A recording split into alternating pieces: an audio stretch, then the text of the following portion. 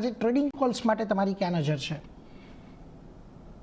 તો મારી નજર ઓટો સ્ટોક્સમાં છે. અશોક લેલેન્ડ મારી ટોપ પિક છે. અશોક લેલેન્ડની વાત કરીએ તો સ્ટોક એક ઓલ ટાઈમ હાઈ પર ચાલી રહ્યો છે અને એક ફ્લેગ એન્ડ પોલ પેટર્ન બી ફોર્મ થયું છે અને ડેલી ચાર્ટ એક બ્રેકઆઉટ આવ્યા પછી સ્ટોક સાઇડવેઝ કન્સોલિડેશનમાં ગયો છે. આજે બજાર ઘણું નબળું છે તો બી જે છે સ્ટોક એક સ્ટ્રેન્થ બતાવી રહ્યો છે.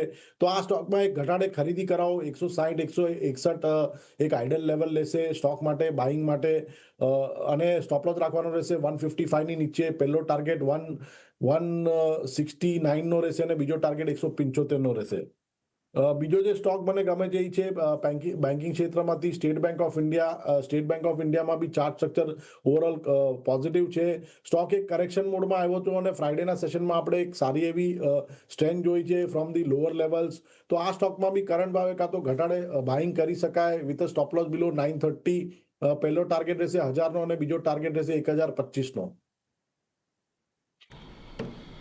એટલે ઓટો અને બેન્કિંગ આ બેની અંદર પસંદગી સૌથી પહેલાં અશોક લેલેન્ડ પર તમે ધ્યાન રાખજો.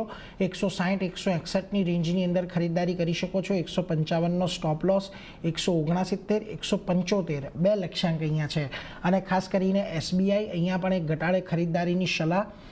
930નો સ્ટોપ લોસ, 1000 અને 1025 બે લક્ષ્યાંક અહીંયા પણ છે. એટલે આના પર એક નજર રાખજો. વેલ, આગળ વધીએ.